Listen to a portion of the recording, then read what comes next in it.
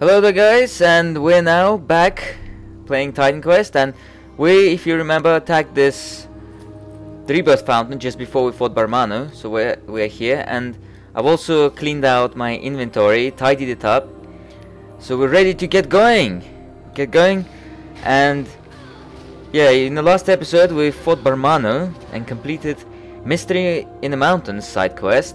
If you haven't seen that yet, then go back there and check it out right now. And in this episode, we're gonna be taking on the Gargantuan Yeti. That's right, 2 boss fights in a row. And Gargantuan Yeti, he will be in these caves, and we'll be kicking his ass. Right now, we're battling a number of monsters, like these sprites and djinns. And this cave is quite expansive, it's quite big. It's big area, so you just kind of go around. There we go around, fight all the monsters if you wish. And there's plenty of raptors around here as well, but there's so many you can probably farm Raptor's Tooth very easily. And there we go, it dropped for us, Raptor's Tooth. That's the 5th one. If you remember, we had 4 in the previous episode, so that's the last one to complete one on this amulet here, and we get a completion bonus of plus 10% physical damage. That's amazing. We get 10% from the tooth and another 10% from the completion bonus, and here we got another one. I mean, come on, the game, you're spoiling me with these raptor teeth. So yes, that's a decent completion bonus. So overall we're getting plus 20% to physical damage from that raptor's tooth, which is pretty amazing. And we've just leveled up, so we're going to be assigning those skill points in a second, once we clear this area from the raptor babies. Right, sorry about that. I actually, when I was recording this footage, the phone rang, so I had to pick it up, and it interrupted the... Anyways, let's assign the skill points. So we're unlocking the last tier of defense. We can finally get Pulverize now. 6% chance to use. Pulverize is the strongest of the shield passives. In attack, it hits 3 targets at once. And also, we still haven't gotten defensive reaction, so 1 point in that is going to be very useful. And we should get Colossus form as soon as possible as well. Put 1 point into that, because it's a nice temporary buff. But we'll probably get that in the next level up, or sometime in the next few level ups. There's no rush really. And I'm gonna blitz through the remaining of this cave, because it's quite big and there's nothing much here, just more monsters, so I'm just gonna quickly fast forward it all. Whoa, majestic chest. It's really randomly placed right in the middle of the cave. I mean, where did it come from? Oh well. Let's quickly run back to where we were. Alright, here we are back, and that raptor baby can stay alive. We're not gonna kill it. Okay, now we're facing Pengs. Pengs and their Peng claws. Alright, we had one before, so we're just gonna combine it. Peng claw doesn't drop a whole lot often, although we're still gonna get a chance to kill some more Pengs once we get to the Great Wall. And Gargantuan Yeti is actually somewhere around these caves. Problem is, it's a bit of a surprise boss. It doesn't really give you any warning. There's no doors or anything. So at this point I decided to actually put on... Oh, and yeah, I forgot to assign the attributes as well since the level up. So I just popped both points into strength, because it seems like we should get that. Right. Yeah, the reason I stopped here is because I wanted to put the cold resistance ring, so that by the time we fight the Yeti, we'll be prepared. Because he deals mostly in cold damage. So that's the best one I had there. And I put it on. Yeah, we're losing a little bit of offensive and defensive ability, but it's not a drastic change, so it doesn't matter. Plus cold resistance is very useful in this part of the game, because pretty much every enemy here is dealing in cold. So yeah, it's good to actually have the cold resistance ring anyway. We're probably gonna keep it for the remainder of the cave. Here we got another Peng Claw. which we shall combine. Why haven't I combined it? Oh yes, because I was trying to wait for the effects of the shrine to wear off. Okay. There we go, Pen Claw.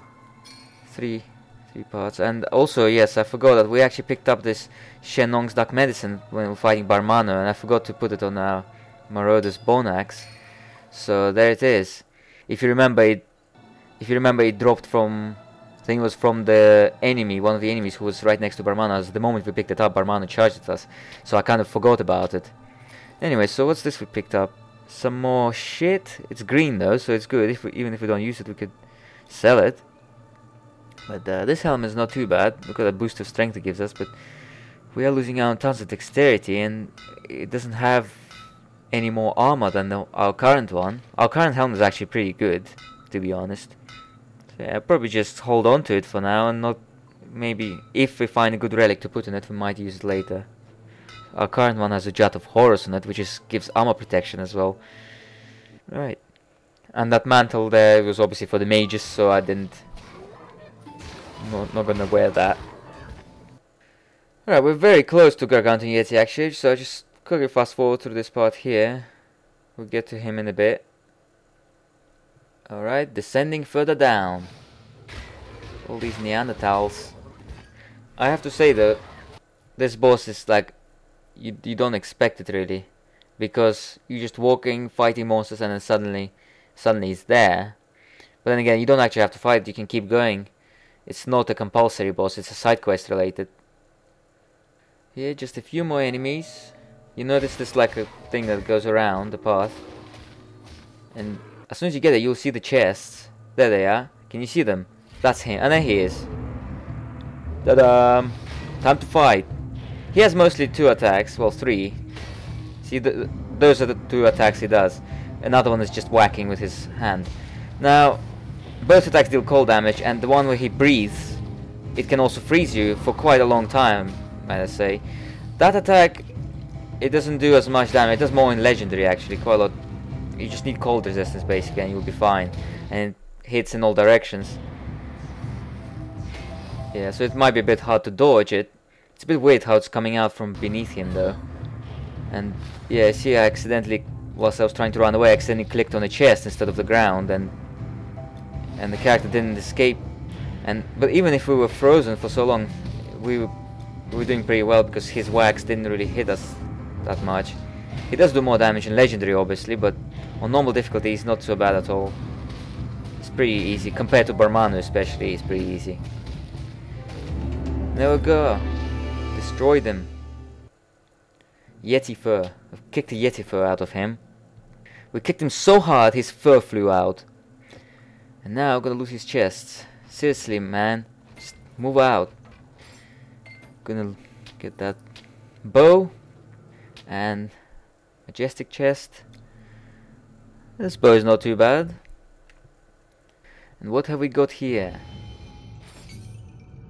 Just another green. Hardy braces. Hardy is a good bonus actually, if you know his strength and health. But our current ones, Lazarus braces, are actually pretty good already because they're giving us strength already, as well as attack speed, and it's got more armor as well than these hardy green ones that we found. So we're, yeah, not really likely to do an exchange unless we find a relic that can make them better. So yeah, that Yeti boss fight was over and pretty quickly. I guess you're probably disappointed, but yeah, he's not overly hard. So we're just gonna keep going. And there's loads of saber lines in here. In fact, there's so many. I think you can actually, this is a good place to farm the saber claw, which is a monster charm that drops from them. And in fact, this is another good reason why it's a good place is because we're almost at the next portal. We're almost at the Eastern Silk Road portal. So you can actually portal to that and then literally backtrack into this cave, and you got yourself a nice farming place for Saberclaw in case you need it. But Saberclaw is pretty rare.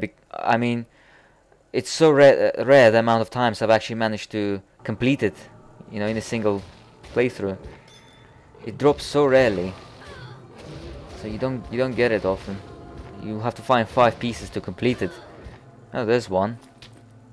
We've only found 2 so far, and I don't remember how many more times we're gonna meet saber lions after this. It's not a whole lot. Surely not gonna be enough for 3 drops. I mean, unless you get a good seed. Like, remember what happened with the raptor teeth in the last episode? We had 4 drop like within a space of 5 minutes, which was amazing. Right, we're actually almost there at the exit of this cave and at the Eastern Silk Road portal. It's amazing how when I start doing the commentary, I really get into it. I mean, before I started, I'm always like, oh, I've got so much stuff to say and I don't know how to say it, or I've got nothing to say. And when there's nothing to say, it's even worse because I have to come up on a spot. But yeah, I just say, put your happy face on, you know, put a smile, and there we go. Right, so we found Demon's Blood. This is only our second one. We've been really unlucky finding Demon's Blood in this playthrough. I mean, we should have had more pieces by now. But Demon's Blood is very useful. We need to find a lot more of it before we fight Typhon, which is at the end of this act. Because Demon's Blood gives some nice vitality resistance. And it's one of few things you'll find that gives vitality. There's not that much stuff that gives vitality resistance. And it also gives stun resistance as well. So it's one of those things you can use against Barmano. Alright, so we've got a Yeti fur, another Yeti fur. Alright, I think we've explored the entire cave, so just 2 more rhyme sprites who want a piece of us. Right, now we exit. Finally, the light. Kantai Mountains. And one of the things, oh my god, that is a fuckload of saber lions in here.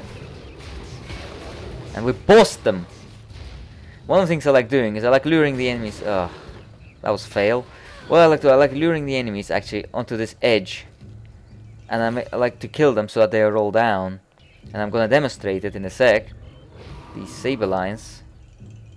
So I lure them like that, so they side by side, and then I just do that, and they just roll down. Have a nice trip. See you later. I especially love doing that with the Yetis, because Yetis, they're quite big and tall. So to see them roll down is even more hilarious. Like, I'll show you this guy. Come on. Come on, mate. Over here. Yep, over here. This way. There you go. Enjoy. Whoa. He really tumbled down. Okay. So what's this? That's not too bad. I think there is nothing else here, so we'll carry on, and we're pretty much right here. The Eastern Silk Road portal. That's the 4th portal in Act 3. And we'll stop by this rebirth fountain around here. And we'll continue in the next episode. I'll see you guys later. Bye bye.